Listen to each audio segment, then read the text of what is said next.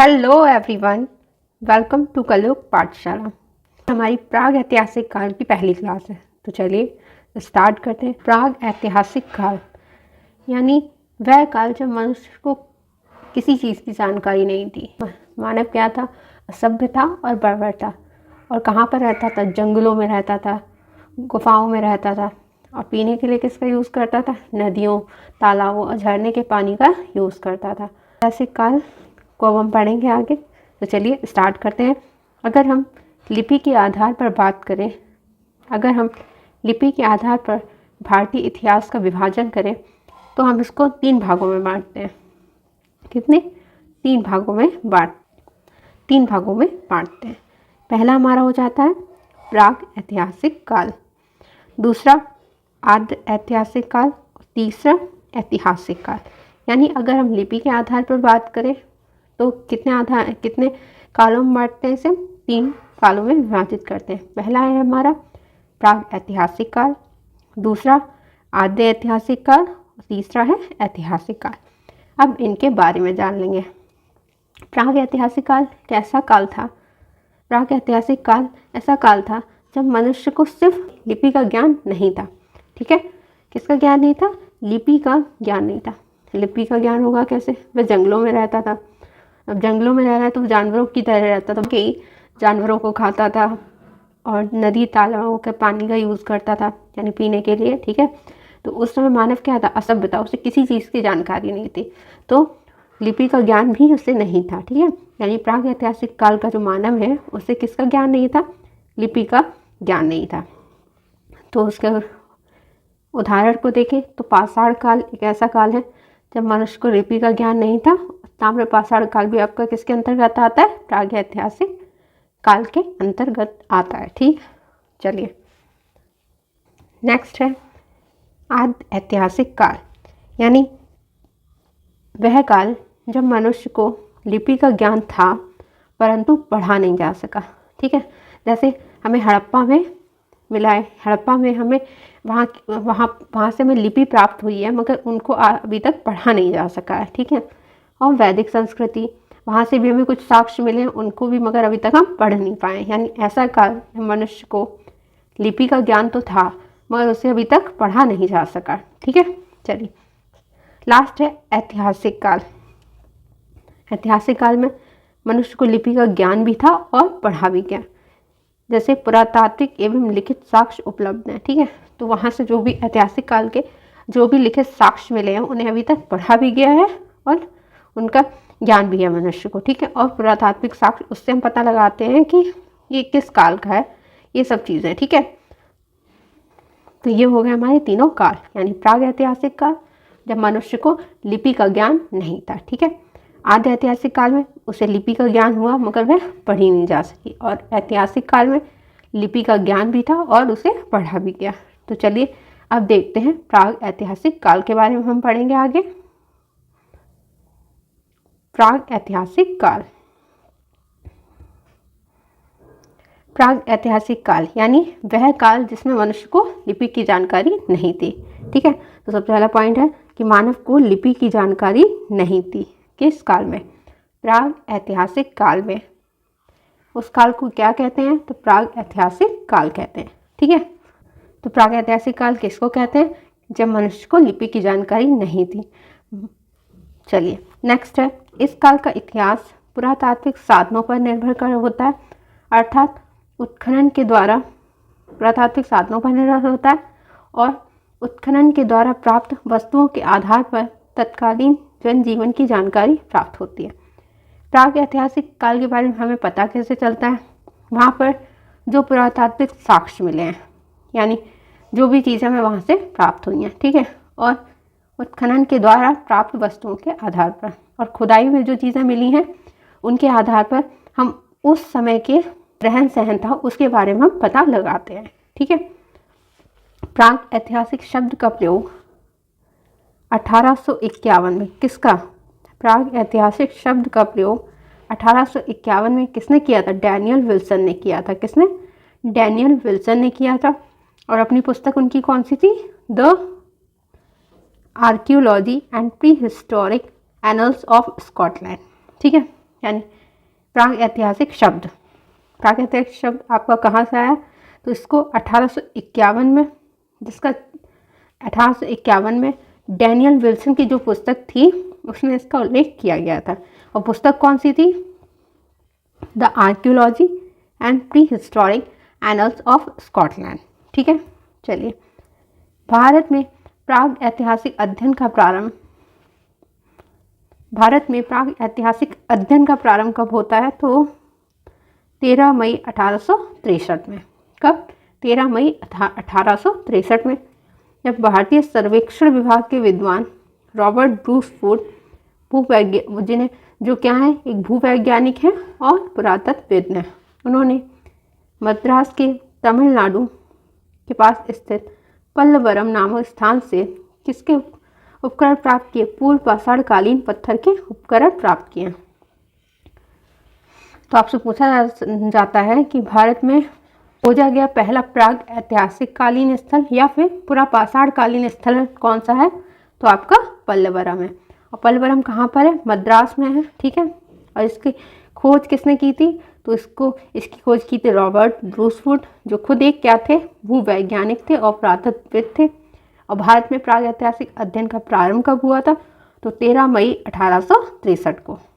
कब, 13 मई 1863 को। चलिए नेक्स्ट पॉइंट है, पल्लवरम भारत में खोजा गया पहला प्राग ऐतिहासिक कालीन या फिर पूरा पाषाण कालीन स्थल है। ठीक है, इसको मोस्ट इम्पॉर्टेंट मार्क कर देंगे और इसके ऊपर वाले पॉइंट को भी मोस्ट इम्पॉर्टेंट मार्क कर देंगे। ये दोनों ही पॉइंट मोस्ट इम्पॉर्टेंट है, ये बहुत बार आपके एग्जाम में पूछे गए हैं। ठीक है, चलिए उसके बाद 1863 में किसने खोज की थी, रॉबर्ट ब्रूस फूड ने की थी। नेक्स्ट कब होती है, अगले ही वर्ष सन 1864 में विलियम किंग ने कहाँ पर, तमिलनाडु के अतिपक्कम नामक स्थल से पत्थर के उपकरण प्राप्त किए। ठीक है, किसने, विलियम किंग ने। कब, 1864 में। कहाँ से, तमिलनाडु के अतिपक्कम नामक स्थल से, यानी चलिए इसको देख लेंगे अच्छे से। ठीक है, 13 मई को, 13 मई 1863, इस टाइम किसने खोजा था, रॉबर्ट ब्रूस फूड ने। ठीक है, रॉबर्ट ब्रूस फूड ने। ठीक है, और कहाँ पर, तमिलनाडु के पल्लवरम स्थल पर। ठीक है, पल्लवरम से, तो यानी ये भारत में खोजा गया पहला प्राग ऐतिहासिक कालीन स्थल है। ठीक है, नेक्स्ट कब खोजा गया, 1864 में, यानी ठीक एक वर्ष बाद। और किसने खोजा था, तो विलियम किंग ने खोजा था। किसने, विलियम किंग ने खोजा था। और कहाँ पर, तमिलनाडु के अतिपक्कम नामक स्थल पर। ठीक है, और यहाँ से भी क्या, पत्थर के उपकरण प्राप्त हुए थे। ठीक है, पत्थर के उपकरण प्राप्त हुए थे। चलिए नेक्स्ट है, भारत में प्राग इतिहास का जनक किसको माना जाता है, रॉबर्ट ब्रूस फूड को माना जाता है।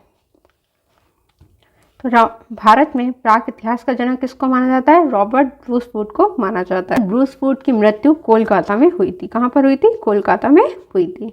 ठीक है, ये मोस्ट इम्पॉर्टेंट पॉइंट है, ये भी जो, और इससे ऊपर वाला भी मोस्ट इम्पॉर्टेंट है, इससे सबसे एक एक क्वेश्चन आया है। ठीक है, चलिए नेक्स्ट है, प्राग ऐतिहासिक काल में मानव की गतिविधियों की जानकारी का मुख्य स्रोत व्यवहार में लाए गए पाषाण उपकरण थे। इसलिए पाषाण काल को किसके अंतर्गत रखा जाता है, प्राग ऐतिहासिक के अंतर्गत। अब इस लाइन को अच्छे से समझ लेंगे। जो प्राग ऐतिहासिक काल का मानव था, ठीक है, उसको जानकारी किस चीज़ से प्राप्त हुई थी, जो पत्थर के उपकरण मिलते थे उन्हीं के आधार पर वह जानकारी प्राप्त करता था उस काल के बारे में। ठीक है, तो आपका जो पाषाण उपकरण है उसी के आधार पर पाषाण काल को हम क्या कहते हैं, पाषाण काल को किसके अंतर्गत रखते हैं, प्राग ऐतिहासिक के अंतर्गत रखते हैं। ठीक है, चलिए नेक्स्ट अब देखते हैं पाषाण काल। अभी हमने क्या पढ़ा था, प्राग ऐतिहासिक काल, और आपने देख लिया पाषाण काल को किसके अंतर्गत रखा गया है, प्राग ऐतिहासिक काल के अंतर्गत रखा गया है। तो चलिए अब देखते हैं पाषाण काल को। पाषाण काल, अगर इसके समय की बात करें तो 50,000 BC से 3,000 BC तक। ठीक है, यानी ईसा पूर्व तक चलिए, पाषाण युग इतिहास का वह काल है जब मानव का जीवन पत्थरों पर अत्यधिक आश्रित था, यानी पत्थरों से शिकार करना, पत्थरों की गुफाओं में शरण लेना और पत्थरों से आग पैदा करना इत्यादि। यानी पाषाण काल एक ऐसा काल था जब मानव का जीवन किस पर निर्भर था, पत्थर पर निर्भर था। अगर हम देखें तो वह पहले हथियार किससे बनाता था, पत्थरों से बनाता था। ठीक है, गुफाओं में रहता तो वह भी किससे निर्मित होती थी, पत्थरों से निर्मित होती थी। पत्थरों से ही उसने आग जलाना सीखा।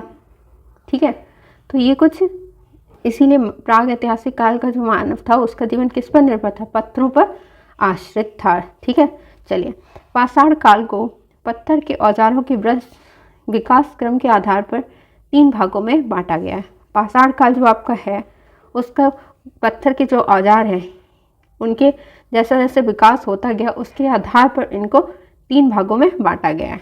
ठीक है, और इसको किसने बांटा है, तो प्रागैतिहासिक कालीन संस्कृतियों के डेनिश विद्वान क्रिस्टियन जे थॉमसन ने पाषाण काल को कितने भागों में विभाजित किया है, 3 भागों में। पाषाण काल को 3 भागों में विभाजित करने का कार्य किसने किया, क्रिस्टियन जे थॉमसन ने किया। किसने, क्रिस्टियन जे थॉमसन ने किया था। ठीक है, चलिए अब देखते हैं इनका विभाजन। तो सबसे पहले आता है पुरा पाषाण काल, नेक्स्ट है मध्य पाषाण काल और नव पाषाण काल, जिसे हम उत्तर पाषाण काल के नाम से भी जानते हैं। ठीक है, पुरा पाषाण काल को हम इंग्लिश में क्या कहते हैं, तो पुरा पाषाण काल को इंग्लिश में कहते हैं पैलियोलिथिक एज और मेगालिथिक एज। आपको दोनों में से कुछ भी मिल सकता है। ठीक है, और एक इसका टाइम पीरियड कब से कब तक है, तो 50,000 BC से लेकर 25,000 BC तक। ठीक है, नेक्स्ट है मध्य पाषाण काल, इसका लास्ट कब है, 25,000 BC, यानी इसकी स्टार्टिंग हो गई 25,000 से थी और कब तक, 10,000 BC तक, और इसे इंग्लिश में क्या बोलते हैं, मेसोलिथिक एज बोलते हैं। ठीक है, नेक्स्ट है नव पाषाण काल, जिसे उत्तर पाषाण काल भी कहते हैं। इसका टाइम है 10,000 BC से 3,000 BC तक, और इंग्लिश में क्या बोलते हैं, नियोलिथिक एज। आपको इनकी इंग्लिश नेम्स भी लर्न करने हैं अच्छे से। ठीक है, अब पढ़ेंगे पुरा पाषाण काल, यानी जिसका टाइम हमने क्या बताया अभी, पुरा पाषाण काल का टाइम क्या बताया था, 50,000 BC से लेकर 25,000 BC तक। ठीक है, यानी इसको देख लेंगे कितना बताया था मैंने अभी आपको, 50,000 BC से लेकर 25,000 BC तक। यानी हम कह सकते हैं कि यह मानव जीवन का सबसे लंबा समय था, सबसे लंबा समय, यानी पुरा पाषाण काल मानव जीवन का सबसे लंबा समय था। अभी मैंने आपको बताया मध्य पाषाण का, मध्य पाषाण काल का टाइम कब से 25 से लेकर 10,000 BC तक था, और उससे नव पाषाण काल का 10,000 से लेकर 3,000 BC तक। यानी देखा जाए तो इन तीनों में सबसे ज़्यादा लंबा समय किसका रहा है, पुरा पाषाण काल का रहा है।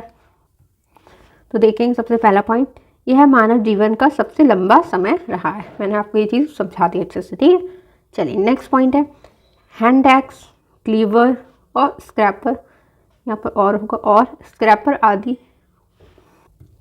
आदि विशिष्ट उपकरणों पर आधारित पुरा पाषाण कालीन संस्कृति के अवशेष आपको कहाँ से मिलते हैं, सोहन नदी घाटी से प्राप्त होते हैं, बेलन नदी घाटी से प्राप्त होते हैं और नर्मदा नदी घाटी से प्राप्त होते हैं।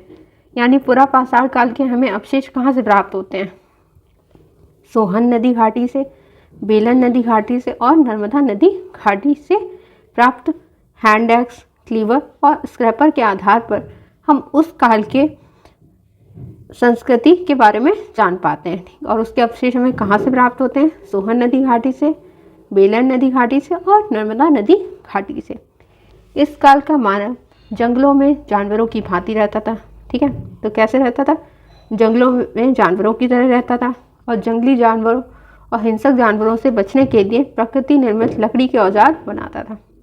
पहले उसने किसके बनाए थे, लकड़ी के। ठीक है, उसके पत्थरों के, और जानवरों की हड्डियों के भद्दे औजार, बड़े तथा बेडौल आकार के पत्थरों के हथियारों का प्रयोग करता था। पुरा पाषाण काल का जो मानव था वो जंगलों में रहता था और हिंसक जानवरों से बचने के लिए जो उसने प्रकृति निर्मित लकड़ी के औजार बनाए थे, लकड़ी के औजार जो थे उनसे, और जानवरों की हड्डियों से जो बने औजार थे जो बड़े थे और बेडौल आकार के थे, पत्थरों के हथियारों का उपयोग करता था। ठीक है, नेक्स्ट पॉइंट है, इसमें सबसे इम्पोर्टेंट पॉइंट था आपका सोहन नदी घाटी, बेलन नदी घाटी वाला मोस्ट इंपॉर्टेंट है, ठीक है, यहाँ से क्वेश्चन बनाया आपके एग्जाम से।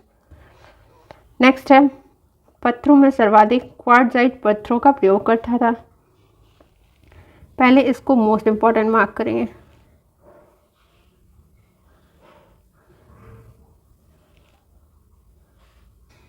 इसको मोस्ट इंपॉर्टेंट मार्क करेंगे, मोस्ट इंपॉर्टेंट, ठीक है। पत्थरों में सर्वाधिक क्वार्टजाइट पत्थरों का प्रयोग करता था, जिसके कारण पूरा पाषाण कालीन मानव को क्या कहा जाता है, क्वार्टजाइटी मैन कहा जाता है, ठीक है। तो क्वार्टजाइटी मैन किसे कहा जाता था, पूरा पाषाण कालीन मानव को कहा जाता था। क्यों कहा जाता था, क्योंकि वह क्वार्टजाइट पत्थरों का सर्वाधिक उपयोग करता था, जिसके कारण उसे क्या कहा जाता था, क्वार्टजाइटी मैन कहा जाता था। ये मोस्ट इंपॉर्टेंट है, ठीक है, आप इसको याद रखेंगे। नेक्स्ट है, पूर्व पाषाण कालीन मानव प्रकृति निर्मित गुफाओं में रहता था। आपको पहले ही पता है कि वह कहाँ पर रहता था, गुफाओं में रहता था। पूर्व पाषाण कालीन मानव का मुख्य भोजन शिकार और खाद्य संग्रह था, ठीक है।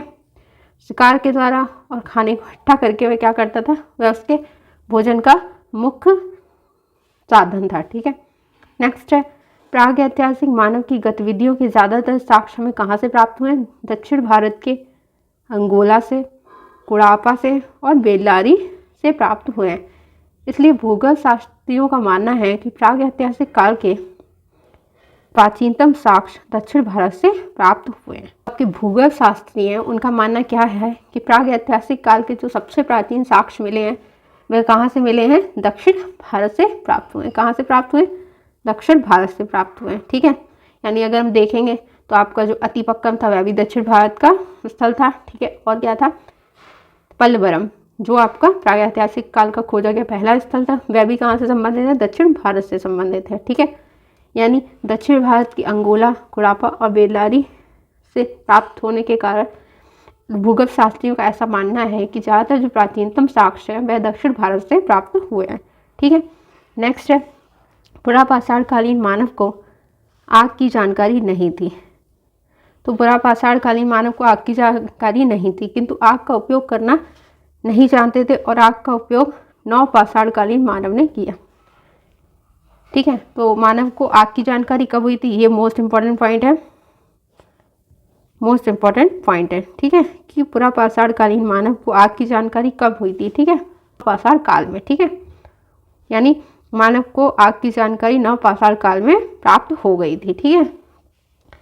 पुरापाषाण कालीन मानव को आग की जानकारी नहीं थी, यानी पुरापाषाण काल का जो मानव था उसे आग की जानकारी नहीं थी।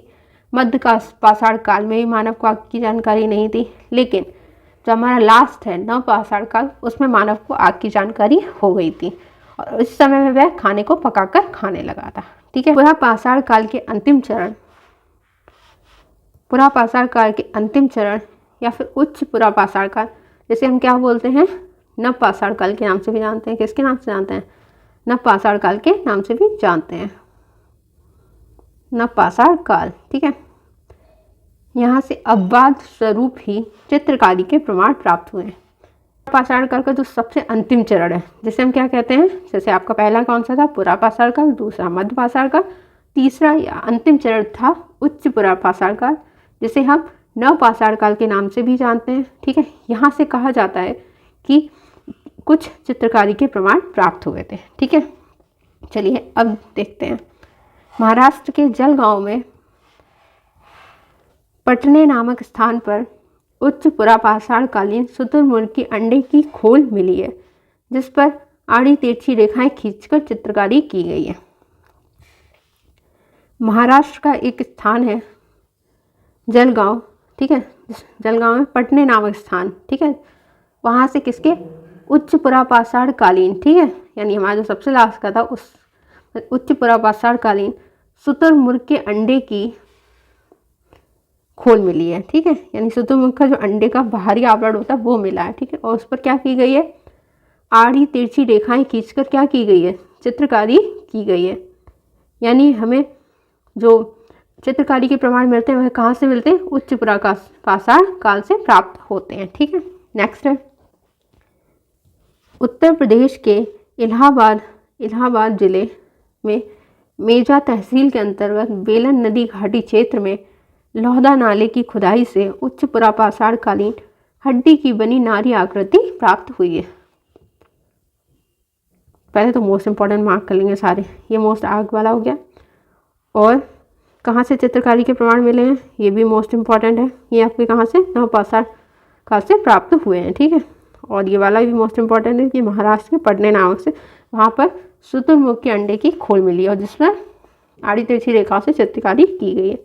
और मोस्ट इम्पॉर्टेंट है उत्तर प्रदेश के इलाहाबाद की बात जो है, उत्तर प्रदेश के इलाहाबाद ज़िले में किस तहसील के अंतर्गत, मेजा तहसील के अंतर्गत बेलन नदी घाटी क्षेत्र की खुदाई, यानी बेलन नदी घाटी क्षेत्र में लोहदा नाले की खुदाई से, ठीक है, क्या मिला है, उच्च पुरापाषाण कालीन हड्डी की बनी एक नारी आकृति प्राप्त हुई है। किसकी बनी, हड्डी की बनी नारी आकृति प्राप्त हुई है। तो ये सारे ही पॉइंट मोस्ट इंपॉर्टेंट हैं। अब देखेंगे पुरापाषाण कालीन पुरा स्थल, ऐसे स्थल जहाँ से हमें प्राग ऐतिहासिक कालीन कुछ अवशेष प्राप्त हुए हैं, ठीक है। चलिए, तो सबसे पहला है हमारा पल्लवरम, जिसके बारे में मैंने अभी आपको पहले ही बताया था। पल्लवरम जो आपका कहाँ पर है, तमिलनाडु में है, ठीक है। और जिसकी खुदाई किसने कराई थी, रॉबर्ट ब्रूस फूट ने कराई थी। और कब कराई थी, तो 1863 में कराई थी। और ऐसा कहा जाता है कि प्राग ऐतिहासिक काल में खोजा गया सबसे पहला स्थल कौन सा है, पल्लवरम, जो आपका कहाँ है, तमिलनाडु में। ये पॉइंट मोस्ट इंपॉर्टेंट है, इनको याद रखेंगे, ठीक है। चलिए नेक्स्ट है अतिपक्कम। अतिपक्कम आपका कहाँ पर है, तमिलनाडु में। और इसकी खोज किसने की थी, विलियम किंग ने की थी। कब की थी, 1864 में की थी, ठीक है। ये नेक्स्ट हो गया, ये सारे ही स्थल मोस्ट इंपॉर्टेंट हैं, ठीक है। नेक्स्ट है हथनेरा, जो आपका कहाँ पर है, होशंगाबाद में है, ठीक है। हथनेरा कहाँ पर है, होशंगाबाद। और होशंगाबाद आपका कहाँ है, मध्य प्रदेश में। और यहाँ से सबसे पहले सबसे प्राचीन प्रथम मानव अवशेष प्राप्त हुए, यानी पूरा मानव नहीं, सिर्फ उसकी खोपड़ी प्राप्त हुई है, ठीक। यानी प्रथम मानव अवशेष यानी खोपड़ी प्राप्त हुई है। कहाँ से, नर्मदा नदी घाटी क्षेत्र से, ठीक है। नेक्स्ट है पटने आपका कहाँ है, जलगांव में। जलगांव आपका कहाँ पर है, महाराष्ट्र में है। यहाँ से शुतुरमुर्ग के अंडे के छिलके प्राप्त हुए और छिलके पर क्या की गई है, आड़ी तिरछी लाइनों से क्या की गई है, चित्रकारी की गई है, ठीक है। चलिए नेक्स्ट है करनूर आपका कहाँ पर है, आंध्र प्रदेश में है। कहाँ पर, आंध्र प्रदेश में। और यहाँ से राख के टीले के प्रमाण या हड्डी प्राप्त हुई है, ठीक है। नेक्स्ट है चोपनी मांडो, जो आपका कहाँ है, लोधी नाला बेलन नदी घाटी, जो आपकी कहाँ पर है, इलाहाबाद में है। इलाहाबाद आपका कहाँ, उत्तर प्रदेश में है, ठीक है। और ये हड्डी यहाँ से क्या प्राप्त हुआ है, तो हड्डी से बनी मातृ देवी की प्रतिमा प्राप्त हुई है। ये भी मोस्ट इम्पॉर्टेंट है, ठीक है। यहाँ से क्या प्राप्त हुआ है, हड्डी से बनी मातृ देवी की प्रतिमा प्राप्त हुई है, ठीक है।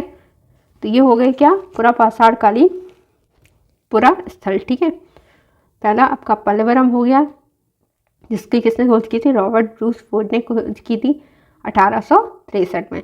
और इसे प्राग ऐतिहासिक काल में खोजा गया सबसे पहला स्थल माना जाता है। अतिपक्कम, जिसकी खोज विलियम किंग ने की थी, कब, 1864 में।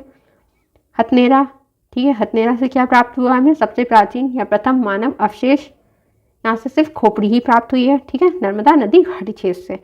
पटने आपका कहाँ है, जलगांव महाराष्ट्र में है। और यहाँ से शुतुरमुर्ग के अंडे के छिलके प्राप्त हुए हैं, जिस पर आड़ी तिरछी लाइनों से चित्रकारी की गई है। चलिए नेक्स्ट है करनूर, जो आपका कहाँ पर है, आंध्र प्रदेश में है। और यहाँ से राख के टीले के प्रमाण प्राप्त हुए हैं, ठीक है। चोपनी मांडो, ये मोस्ट इंपॉर्टेंट है, यहाँ से पूछा जाता है कि हड्डी से बनी मातृ देवी की प्रतिमा कहाँ से प्राप्त हुई है, तो चोपनी मांडो से प्राप्त हुई है, ठीक है। तो आई होप आपको प्राग ऐतिहासिक काल अच्छे से समझ आ गया होगा, एक एक पॉइंट अच्छे से क्लियर हो गया होगा। अगर आपको वीडियो अच्छी लगी हो तो लाइक करें, शेयर करें और चैनल को सब्सक्राइब करें। मिलते हैं नेक्स्ट वीडियो में नए टॉपिक के साथ, तब तक के लिए थैंक यू।